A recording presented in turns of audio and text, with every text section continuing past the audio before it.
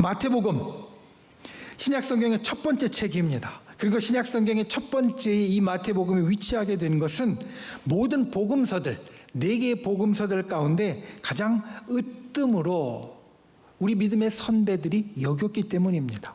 사실 그것만으로도 우리가 신약을 읽기 시작하면서 마태복음에 집중할 충분한 이유가 있습니다. 그리고 또 하나 생각해야 될 것이 있습니다. 이 마태복음은 그 말씀 선포의 주된 대상이 유대계 그리스도인들입니다. 그러니까 초대교회에 믿음을 가진 사람들이 크게 보면 두 부류로 나뉘었는데, 한 부류는 유대교였다가 이제 예수 그리스도를 믿게 된 사람이고, 또 한 부류는 전혀 하나님을 알지 못하는 이방인이었다가 예수님을 믿게 된 사람입니다. 성경은 이것을 히브리계 그리고 헬라파 이렇게 나누어서 이야기를 합니다. 그런데 마태복음은 그 중에서 이 유대계 그리스도인들이 주된 선포의 대상입니다. 유대교를 잘 아는 사람들에게 그들 배경을 자꾸 이야기하면서 논쟁 가운데 예수님을 소개합니다. 유대계 그리스도인들은 어떤 배경을 갖고 있느냐?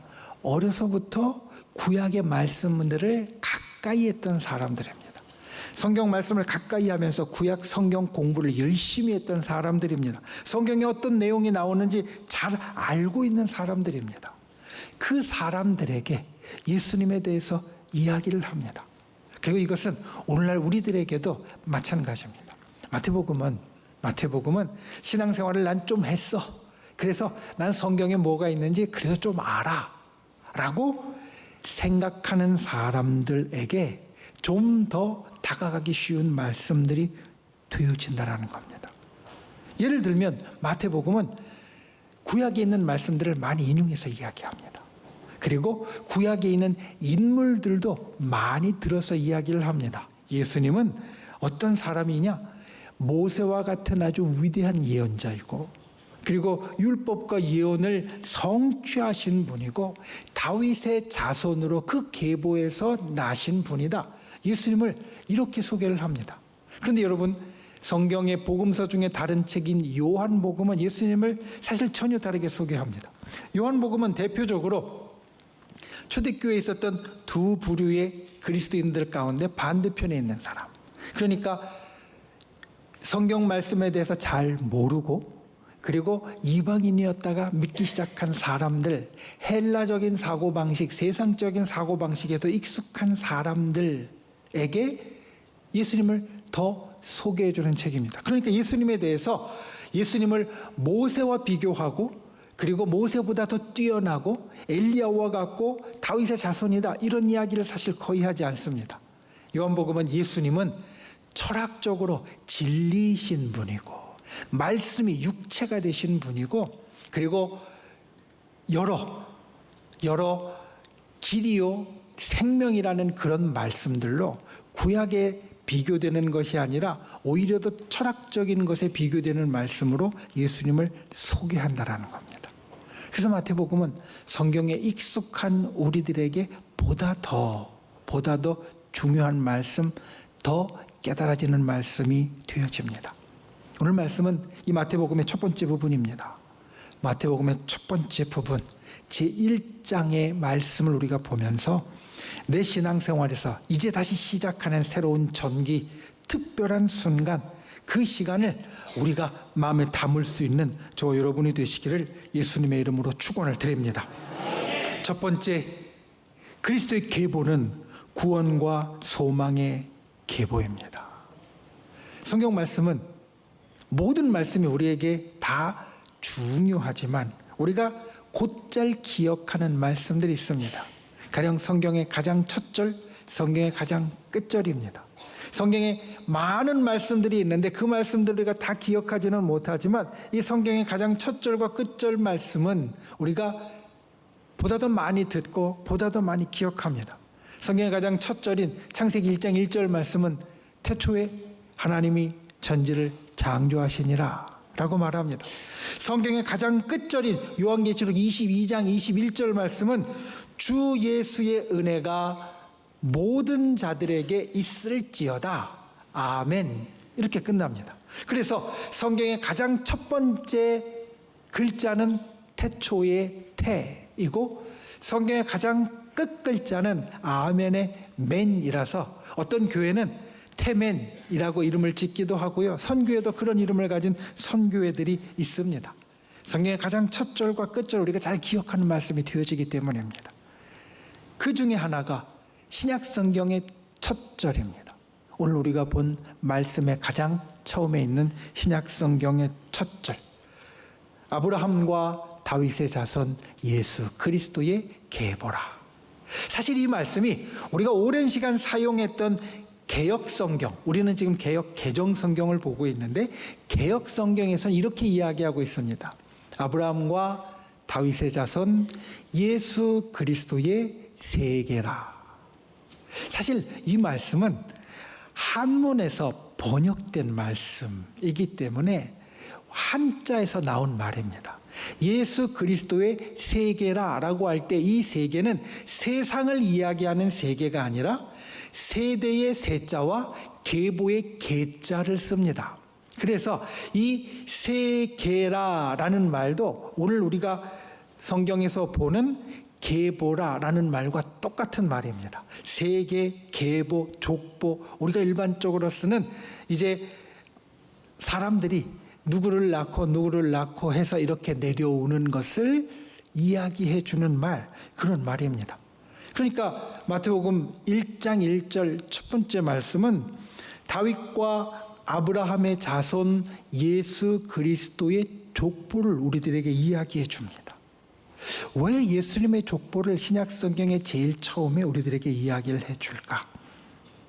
그냥 이런 인물들이 있으니까 들어봐 라는 의미일까? 아닐 겁니다. 성경을 잘 아는 특별히 유대교 그리스도인들에게 이 이름들은 어떤 이름들이었냐? 내 선조의 이름이었고요. 그리고 그들이 어떤 일을 했는지 다 알고 있는, 기억하고 있는 이름이었다는 겁니다. 그러니까 우리가 이 이름을 볼 때 그냥 어떤 사람이라는 이름만 보고 있지만 사실 이 말씀을 전해 주실 때, 처음에 알려주실 때 그 이름들은 하나하나마다 특별한 의미, 특별한 사건들이 있었다는 겁니다. 아브라함 한번 나옵니다. 아브라함은 이삭을 낳고 끝입니다. 그런데 그 아브라함을 들으면 우리는 여러 가지를 떠올립니다. 아, 그래, 아브라함은 믿음의 조상이지. 그런데 그것뿐만이 아니라 이 아브라함을 잘 아는 사람에게는 이 아브라함이라는 이름만으로도 아브라함의 일생이 영화처럼 흘러갈 겁니다. 아브라함이 갈대아 우르에서 태어나서 살다가 하나님의 부르심을 받아서 고향집을 떠났고 하란이라는 곳에 좀 머물러 있다가 다시 하나님이 가라고 하셔서 가나안 땅까지 갔고 가나안 땅에 왔다가 기근이 들어서 애굽에 가서 아내인 사레를 잃어버릴 뻔했고 다시 돌아와서 조카 롯을 사랑해서 조카 롯에게 좋은 땅도 떼주었고 그리고 100세까지 아들이 없다가 독자인 이삭을 기적같이 얻었고 그리고 하나님이 결국에는 그의 믿음을 칭찬해 주었다. 우리가 아브라함이라는 이름만 들어도 성경을 잘 아는 사람은 이 아브라함의 일생이 영화처럼 흘러가게 되어질 겁니다. 이삭도 마찬가지고 야곱도 마찬가지입니다. 그리고 또 한 명의 중요한 인물 다윗도 마찬가지입니다. 오늘 말씀에 보면 많은 사람들이 나오지만 그 많은 사람들 가운데 중요한 인물이 2명 나옵니다.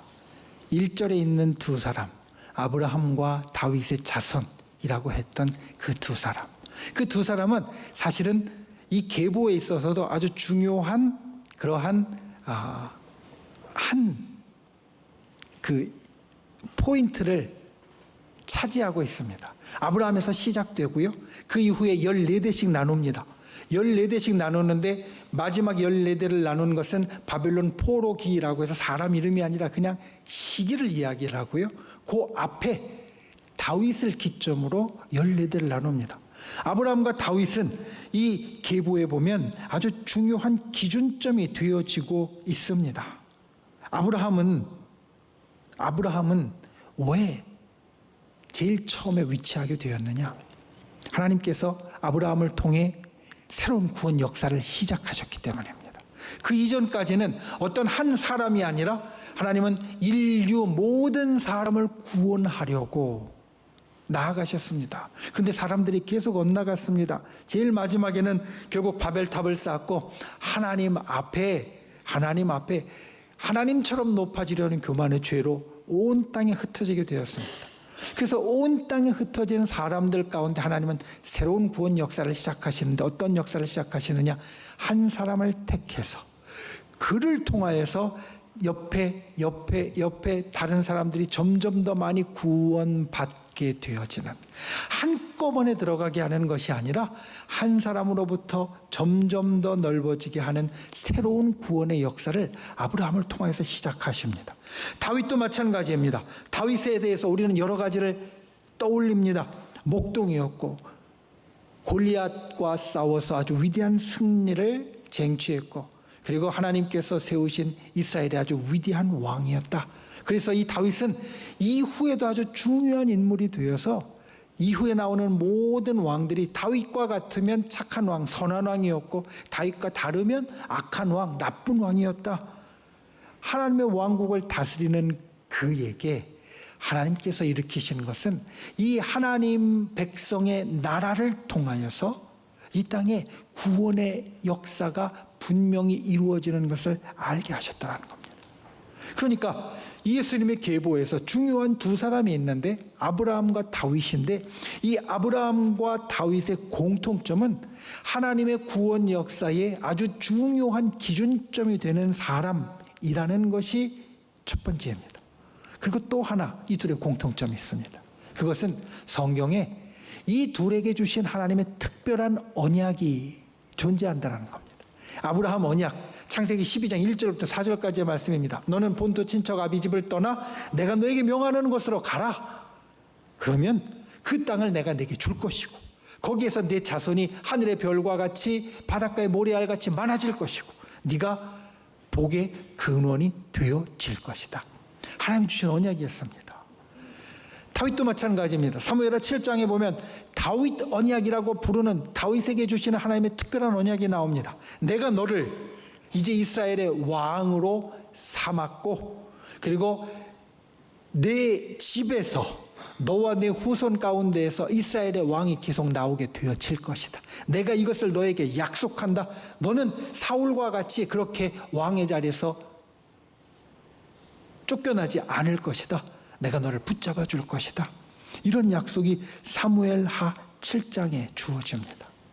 그리고 아브라함이 있고 다윗이 있고, 그리고 그 끝에 예수님이 있습니다.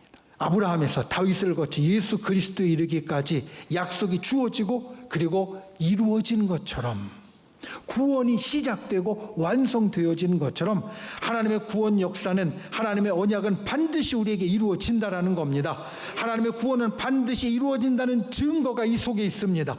그리고 이 구원의 소망이 절대 멈추거나 끊어져서는 안 됩니다. 사실 아주 위태한 순간들이 있습니다. 여러분, 오늘 우리가 읽은 이 계보들을 보면 1절부터 6절까지의 말씀에도요, 이 계보가 끊어질 만한 위태한 순간들이 아주 순간순간 나옵니다.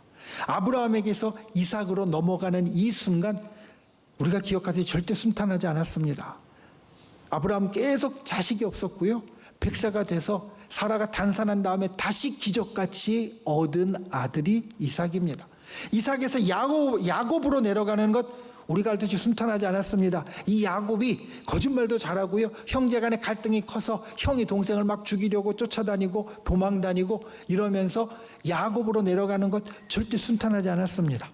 유다로 내려가는 것도 마찬가지고요, 유다가 다말에게서 자식을 얻는 것 역시 전혀 일상적인 것이 아닙니다.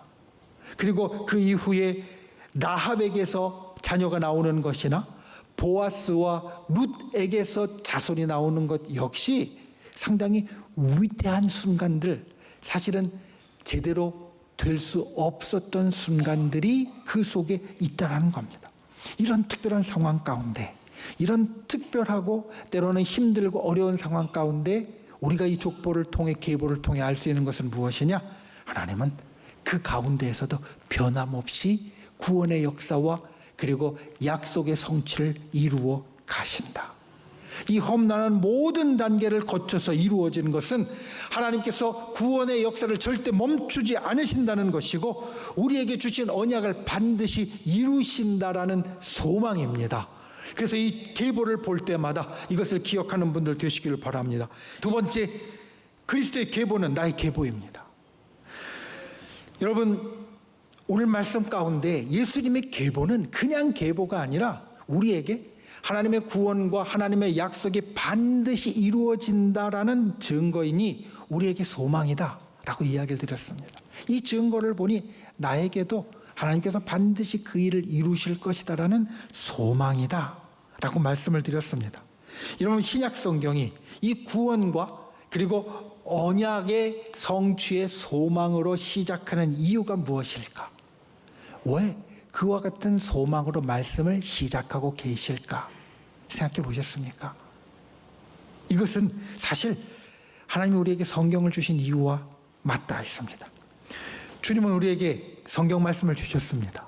이 성경 말씀에 참 많은 말씀들이 있습니다. 그리고 그 말씀들은 어떤 것은 쉽게 우리가 알고 받아들일 수 있지만 어떤 것은 그 말씀들이 꽤나 어렵습니다. 그래서 그 말씀을 보면 때로는 머리가 좀 아플 때도 있습니다. 그런데 이 말씀을 우리에게 주신 이유는 무엇이냐? 그것은 제일 중요한 이유가 이 말씀이 나의 것이 되기를 원하시기 때문에. 예수님의 계보도 마찬가지입니다. 아까 말씀드린 것처럼 예수님의 계보 읽다 보면 이 이름이 그 이름인 것 같고 전혀 잘 들어오지도 않는 이름인데 이걸 뭘 중요하다고 읽을까 우리는 생각할 수 있습니다.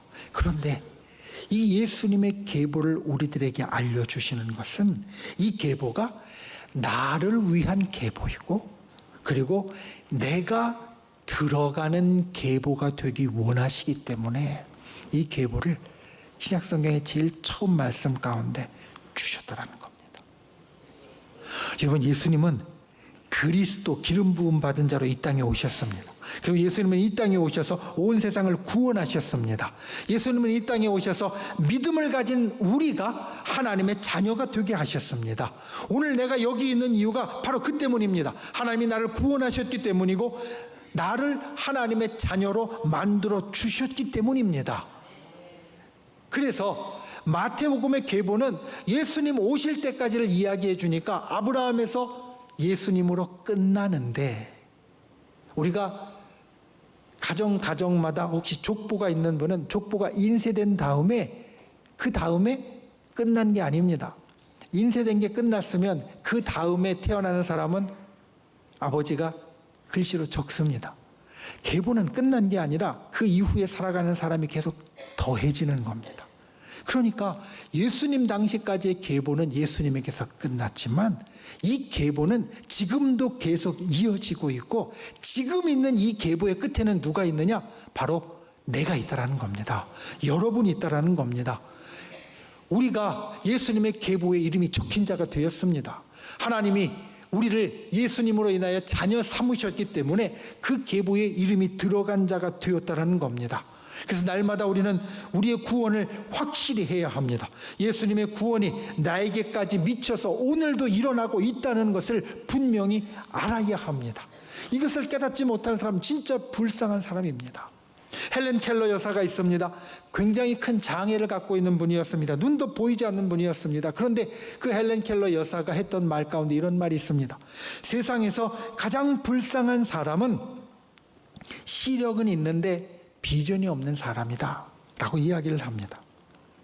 여러분, 영어에서 비전은 우리가 흔히 비전이라고 하면 꿈, 이상, 목표를 떠올립니다. 그런데 이 꿈, 이상, 목표는 사실 본다라는 데에서 나왔습니다. 우리가 흔히 시력 측정을 할 때 시력 테스트를 한다라고 말하잖아요. 영어로는 시력 측정을 뭐라고 이야기하냐면 비전 테스트라고 합니다. 시력 측정이 비전 테스트입니다. 그 비전은 본다는 뜻에서 나온 겁니다. 보는 데에서 내가 꿈과 이상과 목표를 갖는 것을 뜻합니다. 그런데 이 헬렌 켈러 여사는 자기는 보지도 못하는데 비전이 있는 사람인데, 그런데 세상에 살면서 자기와 다르게 볼 수 있으면서 비전을 갖지 못하는 사람은 진짜 불쌍한 사람이다. 내가 볼 수 있다는 걸 아는데 보는 데서 나오는 비전을 갖지 못하니, 내가 갖고 있는 것을 쓰지 못하니 진짜 불쌍한 사람이라고 이야기를 한 겁니다. 여러분, 내가 가지고 있는 것을 마치 없는 것처럼 보지 못하고 사용하지 못하는 사람은 불쌍한 사람입니다. 영적으로도 마찬가지입니다. 구원도 마찬가지입니다. 예수님의 구원은 이미 우리에게 주어진 것입니다. 우리는 예수님의 족보에 이름이 올라가 있습니다. 예수님의 기적과 약속도 이미 우리에게 주어진 것입니다. 그런데 그것을 보지 못하는 사람, 쓰지 못하는 사람은 진짜 불쌍한 사람입니다. 냉장고에 마치 음식을 가득 채워놓고 내 냉장고에 음식이 가득 있다는 것을 마치 알지 못해서 쫄쫄 굶고 있는 사람과 마찬가지인 사람이, 내가 예수님의 족보에 올라서 그 구원을 받은 사람인데 그 구원의 능력을 쓰지 못하는 사람, 사용하지 못하는 사람이라는 겁니다.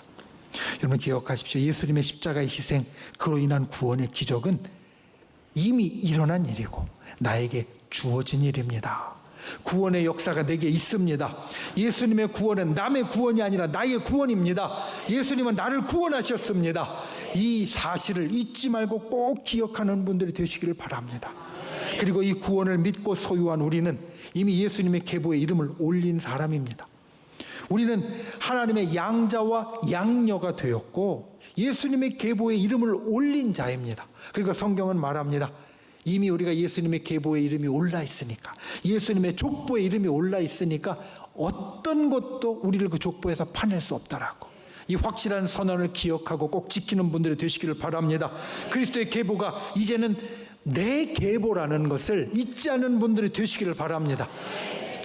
마태복음 1장을 읽으면서 이 계보가 나에게까지 이어지는 계보라는 것을 기억하고 그 구원과 소망의 역사를 오늘도 여전히 꿈꾸는 저 여러분이 되시기를 예수님의 이름으로 축원을 드립니다.